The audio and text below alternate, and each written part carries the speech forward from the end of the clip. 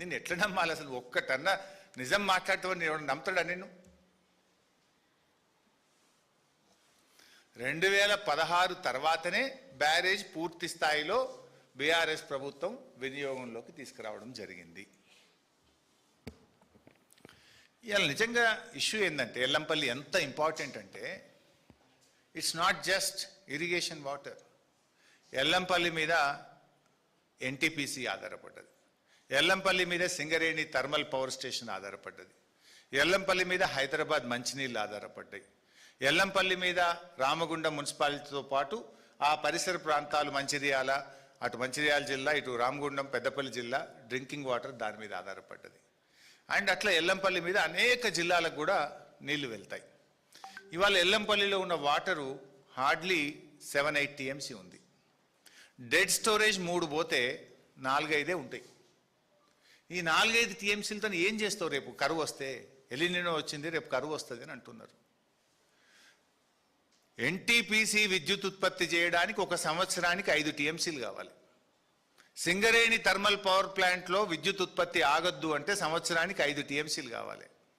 హైదరాబాద్ మంచినీళ్లకు ఎల్లంపల్లి నుంచి 10 టీఎంసీలు కావాలి. లోకల్ డ్రింకింగ్ వాటర్కు 2 నుంచి 3 టీఎంసీలు కావాలి. ఇప్పుడు అటు ఉన్నాయి డెడ్ స్టోరేజ్ తీసేస్తే 4-5 కూడా లేవు. నువ్వు పందాలకు పోయి పంటింపులకు పోతే రేపు కరెంటు ఉత్పత్తి కూడా ఆగిపోయి రాష్ట్రం అంధాకారమయ్యే ప్రమాదం ఉంది మిస్టర్ రేవంత్ రెడ్డి. చీకటిమయమయ్యే ప్రమాదం ఉంది. హైదరాబాద్ నగరం త్రాగునీరు లేక ఇబ్బందులు పడే పరిస్థితి కనబడతా ఉంది. How do you address this issue? పాప నిన్న ఒక జర్నలిస్ట్ అదే అడిగిండు, మరి కరువు వస్తుంది కదా, ఎలినినో వస్తుంది, ఎట్లా నువ్వు అడ్రస్ చేస్తావు అంటే, సమస్యను ఎట్లా తీరుస్తావు అంటే, వాళ్ళని కోసి రక్తం జిమ్ముతే పంటలు పండుతాయి అని రేవంత్ రెడ్డి మాట్లాడతాడు. ఒక జర్నలిస్టు ఈ కరువు పరిస్థితుల్లో ఈ కరువును నువ్వు ఎట్లా ఎదుర్కొంటావు, వాట్ ఈజ్ యువర్ స్ట్రాటజీ అని ఒక జర్నలిస్ట్ అడిగితే వాళ్ళని కోసి రక్తం జిమ్ముతా అంటాడు.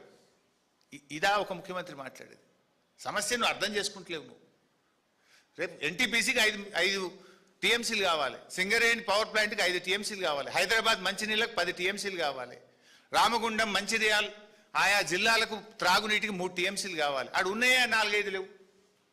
ఇప్పుడు మనం నీళ్లు ఎత్తి తెచ్చుకొని సమస్యను పరిష్కారం చేసుకునే దిశగా ఆలోచిస్తావా? రాజకీయాలకు పోయి పందాలకు పట్టింపులకు పోయి సమస్యను జటిలం చేసి రాష్ట్రాన్ని అంధకారం చేస్తావా? హిట్లర్కు నీకున్న తేడా ఏంది? హిట్లర్ అదే కదా చేసింది పిచ్చి పనులు. ఇక ఇంకొక ఇంపార్టెంట్ ఇష్యూ నిన్న ఆయన మాట్లాడతాడు. అసలు బీఆర్ఎస్ వచ్చిన తర్వాత ఒక్క ప్రాజెక్టు కట్టలే, 1 ఎకరాన్ని నీళ్ళు ఇయ్యలే. కాంగ్రెస్ చేసిన కృషి వల్లనే ధాన్యం ఉత్పత్తిలో దేశంలో నంబర్ 1 అయినమాట. మొత్తం కాంగ్రెసే కట్టిందట. కాంగ్రెస్ కృషి వల్లనే దేశంలో తెలంగాణ నంబర్ 1 అయింది. ఒక్క ప్రాజెక్ట్ కూడా బీఆర్ఎస్ కట్టలేదట, 1 ఎకరాన్ని నీళ్ళు ఇయ్యలేదట. నేను రేవంత్ రెడ్డి మాట్లాడతాడు. బీఆర్ఎస్ 10 ఏళ్లలో 48,74,000 ఎకరాలకు నీళ్ళు ఇచ్చింది. 48,74,000 ఎకర్స్. అంతకుముందు కాంగ్రెస్ 10 ఏళ్ళ అధికారంలో ఉంది రాష్ట్రంలో. 10 ఏళ్ల కాంగ్రెస్లో వాళ్ళు ఇచ్చింది 6,64,000 ఎకరాలు. 10 ఏళ్ల కాంగ్రెస్ పాలనలో 6,64,000 ఎకరాలు. 9.5 ఏళ్ల బీఆర్ఎస్ కాలంలో 48,74,000 ఎకరాలకు మేము నీళ్ళు ఇచ్చినాం. రేవంత్ రెడ్డి కావాలంటే ప్రాజెక్ట్ వైజ్ కూడా పంపిస్తా. కొత్త ఆయకట్టు 17,24,000 ఎకరాలు. మిషన్ కాకతీయ కానీ స్టెబిలైజేషన్ ఆఫ్ ప్రాజెక్ట్స్ కింద 31 లక్ష ఎకరాలు కలిపితే 48,74,000 ఎకర్స్కు బీఆర్ఎస్ ఇచ్చింది. ఇంత పచ్చి అబద్ధం నువ్వు మాట్లాడొచ్చునా?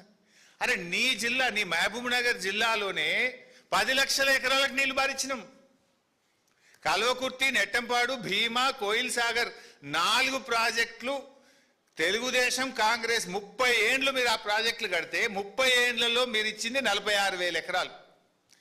మేము ప్రాజెక్ట్ సైట్ల దగ్గర నిద్రపోయి రాత్రింబవళ్ళు కష్టపడి 6.5 లక్షల ఎకరాలకు నీ మహబూబ్ నగర్ జిల్లాలో ఆ 4 ప్రాజెక్టుల కిందనే 6.5 లక్షల ఎకరాలకు ఇచ్చినాం రేవంత్ రెడ్డి.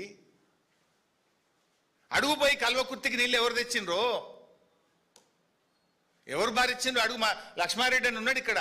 జడ్చెర్లకు కానీ నాగర్ కర్నూలు కానీ నీళ్లు బారిచ్చింది ఎవరు?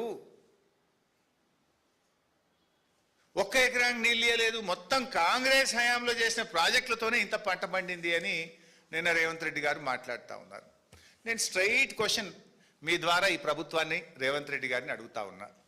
2014-15 బీఆర్ఎస్ వచ్చిన మొదటి సంవత్సరం ఈ రాష్ట్రంలో పండిన వరి ధాన్యం ఎంత?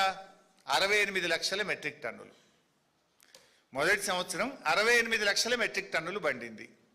కానీ బీఆర్ఎస్ ప్రభుత్వము కేసీఆర్ గారి కృషి వల్ల చెరువులు బాగు చేయడము, పెండింగ్ ప్రాజెక్టులు పూర్తి చేయడము, 9 లిఫ్ట్